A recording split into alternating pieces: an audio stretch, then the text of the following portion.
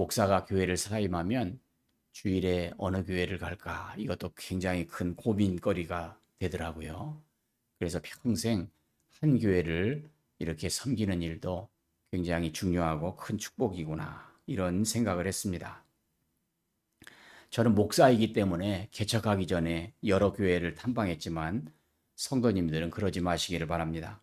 C.S. 루이스의 스크루 테이프의 편지에서 이런 내용이 있습니다. 이 스크루 테이프의 편지는 스크루 테이프라는 그 고참 악마가 신참 악마 워무드에게 어떻게 하면 환자를 지옥에 보낼까 그 매뉴얼을 정한 그 편지가 바로 스크루 테이프의 편지입니다.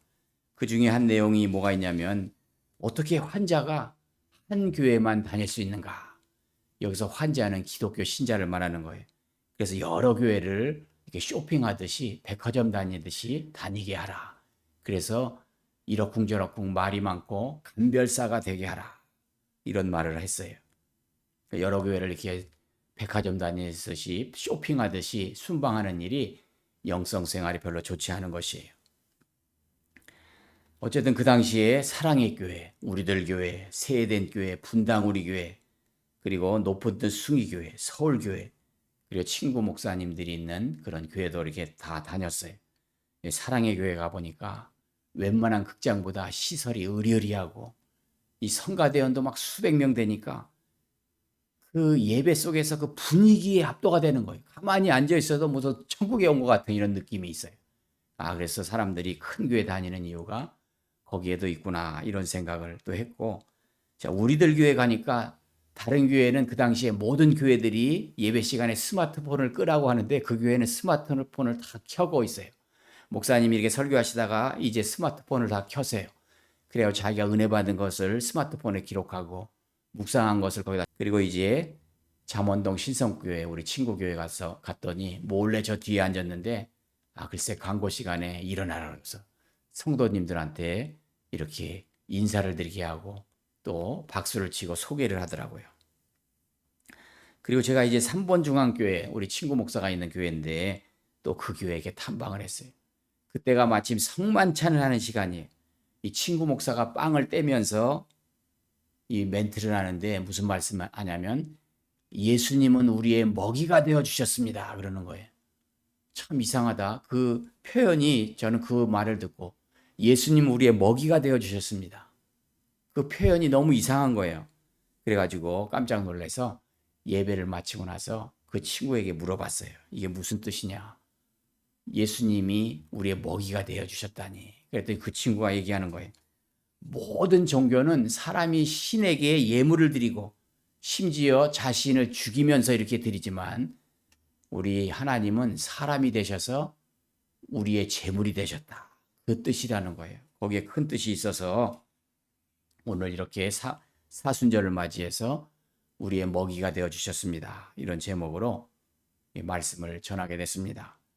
제가 또 개척하고 인간적인 생각을 많이 했어요. 그동안 저는 물에 빠져 죽어가는 사람을 3명을 건졌어요. 3명을. 하마터면 저도 죽을 뻔했어요. 물 가운데로 들어가니까 이 친구가 글쎄 이 사타구니에서 어깨로 이렇게 저를 꽉 잡는 거예요. 같이 물에 막 들어가서 이제 나는 죽는구나. 그 어려운 고비도 넘기고 그랬어요. 그래서 제가 개척을 했으니까 또 이제 이렇게 물에 빠져 죽은 사람 건져냈으니까 연락을 하면 오겠지. 다 인간의 생각에 오지를 않더라고요. 또 제가 그동안 결혼 주례를 세 명을 했으니까 세 가정, 두 부부의 자녀까지 있으니까 그 제가 주례한 사람만 와도 교회가 꽉 차지 않겠어요? 그런 인간적인 생각을 했는데 다 오지 않고 한 가정만 왔다가 예배하는 내내 근심 걱정 어린 표정을 짓더라고요. 개척교회를 보니까 기가 막힌 거예요. 다음 주일부터 오지는 않더라고요. 개척교회는 이렇게 사람들이 오지 않습니다. 그런데 오지 않는다고 가만히 있으면 아무도 오지 않아요. 그러니까 이게 주보를 드리고 전도를 하고 그러면 누군가는 와요. 새벽에 누가 오기도 하고 수요일 날 오기도 하고 그렇습니다. 제가 이제 개척 후 첫날 새벽에 어떤 분이 오셨는데 환한 광채가 창문에서 쫙 비쳤다고 그래요. 그래가지고 교회를 왔는데 그럼 지금도 있어야 되잖아요. 한 달이 지나니까 떠나가더라고요. 또 어떤 분은 하나님이 보내셔서 오셨다고 그래요. 우리 그리스도인들이 이 하나님을 빙자하고 그런 표현을 많이 써요. 이 기독교적인 표현이잖아요. 그냥 자기가 오고 싶어서 왔다 그러면 되잖아요. 하나님이 보내셨다 왔다. 6개월 뒤에 교회를 안 오시더라고요. 전화를 했어요. 그러니까 때가 돼서 간다. 때가 돼서 가는 거야. 하나님이 보내시고 하나님이 또 가라 그래서 갑니까? 참 이런 일도 있었어요. 또 어떤 분은 수지침으로 도와주신다고 그래가지고 예배가 끝나면 이제 사람들에게 침을 놔줬어요. 근데 가만히 보니까 이분한테 목걸이도 사야 되고 반지도 사야 되고 지하판도 사야 돼요. 근데 가만히 보니까 이분이 말씀할 때마다 자기가 집에서 무슨 영파를 보내준대. 영파를 보내주면 병이 낫는다. 이상하잖아요. 이상해요. 이분도 이제 떠나가셨어요. 이제 그냥 조용히 떠나가는 것도 어떻게 보면 교회의 복이기도 해요. 그리고 이렇게 신비라든지 샤머니즘적인 기복신앙적인 그런 사람들이 많구나. 이런 걸 또 생각했습니다. 그래서 오늘은 사순절 둘째 주일. 예수님이 이제 십자가를 지신 부활절 전 40일인데 거기서 주일은 빼요. 왜냐하면 주일은 옛날부터 작은 부활절로 지켰기 때문에. 이때는 뭐 하냐면 초대교회 때는 금식하며 기도하고 성경 말씀을 읽으면서 회개의 시간으로 보내는 그 시간입니다. 그래서 오늘 사순절 둘째 주일인데 우리 3번 중앙교회 그 친구가 말한 성만찬에서 주님이 우리의 먹이가 되어 주셨다. 이 표현이 생각나서 이 말씀으로 함께 은혜를 받으면 좋겠다. 이렇게 생각하며 기도하고 오늘 설교를 준비했습니다. 자, 대부분의 모든 종교는 신이 사람을 들들들 볶아요. 사람을 죽여서 제물로 바치라고 해요. 인신공양으로 해요. 인신공양. 인신공양은 제사 때 산 사람을 신에게 바치는 그 제사를 드리는 게 인신공양이에요. 그러니까 인권 개념이 희박했던 고대에는 이런 지역이나 종교, 인종을 가리지 않고 보편적으로 일어난 일이 있어요. 흑인이나 백인이나 유럽이나 아프리카나 중미, 남미 이런 데 있었어요. 우리나라에는 순장, 그 주인이 죽으면 노예라든지 그 옆에 있던 사람들을 같이 산채로 묻는 그런 제도가 있었죠. 순장제도. 그리고 이제 인류의 신화와 고고학적 자료를 보면 페루, 잉카, 고대 이집트, 메소포타미아, 팔레스타인, 이란, 인도, 그리스, 로마, 중국, 고대 문명의 발상지라는 모든 곳에서 이런 인신 공양이 있었어요. 특히 그 절정은 멕시코입니다. 잉카와 마야 문명. 이 사람들은 태양신을 섬기는데 태양이 막 시뻘겋잖아요. 그래서 저 노을이 질 때 그 시뻘건 보면서 이 태양신이 피를 좋아한다고 생각을 한 거예요. 그 피라미드에 그 사람의 피를 콜콜콜콜 흘리면서 제사를 드리는 거예요. 근데 저는 처음에 생각하기를 이게 노예를 잡아다가 그렇게 제사를 드리는 줄 알았더니 그 멕시코에 대사로 갔던 그 집사님 말을 들어보니까 막 서로 그냥 제물이 되려고 했다 그래요. 잘못된 종교가 들어가니까 그게 바로 신을 좋게 하는 줄 착각을 하는 거예요. 이 잘못된 종교 다 이렇게 사람을 죽여서 제사를 드리는 그런 게 있습니다. 우리나라 부여나 가야, 신라에도 순장이라는 이런 인신공양이 있었습니다. 근데 구약의 예언자들은 어린 아기를 산채로 불에 태워서 몰록이라는 신에게 드리는 이 행위를 철저하게 이 저주를 했어요. 그리고 경고를 했습니다. 자신의 큰 아들을 산채로 몰록에게 바치는 자들에게 하나님의 영원한 저주를 내려서 그들은 영원히 멸절될 것이다. 그리고 가만히 보니까 사람을 죽여서 제사 드리는 걸 제일 싫어하시기 때문에 그런 문명은 여지없이 하나님이 심판하셔요. 자, 힌두교의 나라 인도에서 보니까 인도 국가 범죄 기록국 2014년부터 2021년 인도 당국에 신고 접수된 인신공양 사건이 103건에 달했다. 2014년하고 2021년은 최근 아닙니까? 최근에도 이렇게 103건에 달한다. 미신과 오컬트 이런 믿음이 미신이 이 지역 부족들에게 흘러가는 거예요. 또 몇 년 전 인도의 수도 뉴델리에서는 6살 소년을 살해해가지고 2명이 체포됐는데 건설 노동자였던 이 사람들은 부자가 되기 위해서 힌두교의 시바신에게 이 소년을 살해했다고 진술을 했어요. 이런 인신공양은 시간이 흐르면서 점점 사라졌지만 불교라든지 무속, 힌두교, 다신교 이런 게 여전히 남아 있습니다. 우리나라 불교 고등학교 때 제가 국어 시간에 배운 거 등신불.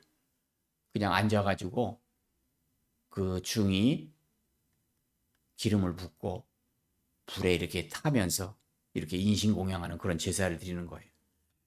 자, 명나라 초에도 이렇게 순장의 관습이 있었고 우리나라에도 이렇게 많이 있었다 하는 거죠. 그리고 이 심청전에 보면 그 심청의 아버지 신봉사의 눈을 뜨려면 공양미 300석이 필요하다고 그랬어요. 그 당시 이 불교 스님이 그렇게 얘기한 거죠. 공양미 300석.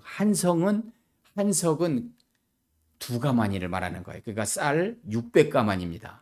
옛날에 한 가마니는 80kg이에요. 80kg. 그러니까 300석은 600가마니니까 4,800kg이에요. 곱하기 80kg, 한 가마니가 80kg이니까 48톤이에요. 48톤. 웬만한 큰 트럭도 막 48톤 이런 트럭 없을 텐데 거의 25톤 트럭 두 개가 있어야 되는 거예요. 지금도 수억 원에 해당하는 금액인데 이 심청전 이 당시에 수억 원이 어디 있겠어요? 이거는 그 당시 불교의 폐해를 고발하는 소설인 거예요. 자, 우리 교회들도 그런 모습이 있어요. 제가 아는 어떤 교회도 장로가 되면은 1억 원을 헌금해야 돼요. 1억 원 헌금을 못 해가지고 다음 해에 장립되는 수도 있고 그래요. 또 안수 집사가 되면 돈을 내야 되고 우리 교회가 알게 모르게 이런 제도가 있어요. 심청전에서 공양미 300석을 요구하는 것과 똑같은 거예요. 안수기도 해주면 막 봉투가 이렇게 쌓이는 이상한 이런 교회도 있고 그렇습니다. 자, 이렇게 대부분의 종교들이 인신공양, 사람을 죽이는 그런 제사가 있고 심청전에서는 눈 못 보는 맹인에게 공양미 300석을 뜯어내려고 하는 이런 걸 봅니다. 그래서 우리 친구가 우리의 먹이가 되어 주셨습니다. 이게 이 사순절에 깊이 제 마음속에 이게 울리더라고요. 모든 종교가 사람들에게 뜯어내려고 하고 사람을 죽이지만 우리 하나님은 직접 사람이 되셔서 오셔서 십자가에서 피를 흘려 주셔서 우리를 구원하셨다고 하는 거예요. 6월절에 십자가로 구원하시는 것이 주님의 계획이에요. 6월절. 6월절의 유래는 무엇입니까? 출애굽할 때의 마지막 10가지 재앙 중에 문설주에 양의 피나 염소의 피를 바르고 무교병과 쓴나물을 먹고 있으면 죽음의 신이 넘어갔어요. 6월 패스오버. 자, 그 집에는 죽음의 신이 넘어갔지만 그 많은 양들, 염소가 얼마나 많이 죽었겠어요. 그것이 상징하는 것이 예수님의 예표예요. 예수님이 우리를 위해서 십자가를 지셔서 피를 흘릴 것을 예표하신 것이고 처음 아담과 하와가 죄를 지었을 때도 가죽옷을 입혀주셨어요. 가죽은 짐승이 죽고 피를 흘려야 생기기 때문에 처음부터 예수님이 피로 우리를 구원하실 것을 이렇게 말씀한 거예요. 그리고 여자의 후손이 뱀의 머리를 밟을 것이요. 그 뱀, 사탄, 그 머리를 여자의 후손, 예수님, 사람의 몸을 입고 오셔서 우리를 구원하신다고 하는 것입니다. 우리가 오늘 읽은 이사야 53장은 이제 예수님의 메시아 예언서입니다. 예언서. 그래서 우리 예수님이 이 메시아에 대한 말씀인데 이 메시아 성경은 전부 예수님에 대한 말씀이에요. 이미 모세오경에도 메시아의 일이 나오고 예언서에도 나오고 시편 이런 데도 다 나오는데 오늘 가장 절정 예수 그리스도에 대한 그 메시아 예언서입니다. 오늘 보세요. 우리의 질고를 지고 우리의 실품을 당하였는데 그가 맞고 십자가에 죽으신 것이 우리의 허물 때문이 그분의 죄가 아니라 대신 지는 거예요. 대신. 우리가 왜 제사가 예수님에 대한 예표인데 제사 때는 뭐가 있냐면 짐승이 피를 흘려요. 그런데 짐승을 피로 흘려서 제사를 드리는데 제사를 드리기 전에 물두멍에다 씻고 그 제사를 드리는 사람이 자기의 죄를 그 짐승의 머리에 안수를 하는 거예요. 내가 죄 때문에 죽을 수는 없으니까 짐승이 대신 죽는 거예요. 그래서 그 제물에 안수를 해요. 그 제물. 근데 예수님이 십자가에서 그 제물이 되신 거예요. 그래서 그 모든 제사가 예수님에 대한 예표인 거예요. 그가 곤욕을 당하여 괴로울 때도 입을 열지 않았고, 그 겟세마네에서 기도하면서도 나의 원대로 마시고 아버지의 뜻대로 되기를 원하나이다. 그리고 그 십자가를 메고 가면서도 얼마나 힘드셨겠어요. 채찍에 맞고 그런데도 아무 욕이라든지 원망하지 않고 이렇게 가셨죠. 그래서 우리의 죄를 다 씻으셨는데 속건제물로 드리셨다. 11절에 보면 많은 사람을 의롭게 하며 예수님이 피 흘려서 돌아가심으로 말미암아 우리를 의롭게 하는 거예요. 그래서 12절에 그러나 그가 많은 사람의 죄를 담당하며 범죄자를 위하여 기도하였느니라. 예수님이 그 십자가에 달리셔서도 그 사람들을 원망하고 저주한 게 아니라 저들의 죄를 사해달라고 기도하신 분이에요. 그래서 마틴 루터가 이런 말을 했습니다. 세탁물을 짜보아라, 물이 나온다. 성경을 짜보아라, 그리스도의 피가 나온다. 이 표현이 너무 좋아서 제가 마틴 루터의 그 저서를 거의 다 읽었는데 아직은 제가 찾지는 못했지만 그 저명한 목사님이 이 말을 했기 때문에 틀림없이 어딘가에 있을 거예요. 정말 그 세탁물을 쥐어짜면은 물이 나오지만 성경을 짜면은 예수 그리스도의 피가 나오는 거예요. 처음부터 가죽옷, 유월절 어린 양, 제사 드릴 때 이런 것, 그다음에 십자가의 보혈의 피, 그 보혈로서 우리를 구원하신 거예요. 요한일서 5장 11절에서 12절에 보면 또 증거는 이것이니 하나님이 우리에게 영생을 주신 것과 이 생명이 그의 아들 안에 있는 그것이니라. 아들에 있는 자에게는 생명이 있고 하나님의 아들이 없는 자에게는 생명이 없느니라. 왜 우리 예수님이 십자가에 피 흘려서 돌아가셨습니까? 원래부터 하나님의 그런 계획이에요. 십자가로 구원하실 것. 특히 유월절, 정확히 유월절에 십자가로 구원하시는 것이 하나님의 뜻인 거예요. 그래서 우리 예수님이 왜 십자가를 지었을까? 사탄은 그 십자가에 못 박으면 다 끝나는 줄 알았더니 거기서 부활을 하셨어요. 그리고 종교 지도자들, 대제사장들은 어떤 생각을 했냐면 신명기에 보면 나무에 달린 자마다 다 저주를 받았다. 이 이야기를 알기 때문에 예수님을 십자가에 매달라고 한 거예요. 원래 십자가는 이스라엘의 형벌이 아니고 로마의 형벌이에요. 그런데 나무에 달린 자마다 저주를 받았다. 너희들이 메시아라고 하는 예수님은 메시아가 아니야. 저주받은 자야. 그걸 강조하기 위해서 신명기에 있는 나무에 달린 자마다 저주를 받았다. 그래서 그 죽어라고 십자가에 매달려고 한 거예요. 그런데 기가 막히게 그 십자가로 하나님이 구원하시고 부활하셔서 그런 사탄이 전혀 생각지 못한 거예요. 부활하셔서 우리를 구원하신 거예요. 이 사순절에 이렇게 하나님이 우리를 사랑하시는데 우리가 이것을 생각하고 예수님의 그 보혈에 잠겨야 됩니다. 이 사순절 기간에는 초대교회 때부터 내 죄를 돌아보면서 내가 정말 예수님을 제대로 믿고 있는지 복음서를 읽으면서 정말 예수님 감사합니다. 그 십자가의 보혈, 예수의 이름, 메시아, 나를 위해서 희생하신 그분, 모든 종교, 모든 신들이 사람들을 들들 볶고 사람을 죽여서 이렇게 제사를 받지만 우리 예수님은 친히 우리를 위해서 먹이가 되셔서 오셔서 아낌없이 다 주시고 희생하셔서 우리를 구원하셨어요. 그래서 누구든지 저를 믿는 자마다 멸망치 않고 영생을 얻게 하려 하심이라. 우리가 믿는다. 내 마음에 예수님을 모시고 내 안에 계신 예수님, 예수님의 보혈이 또 내 안에서 흘러넘쳐서 하나님의 나라를 이루어가야 되는 것입니다. 기도하겠습니다.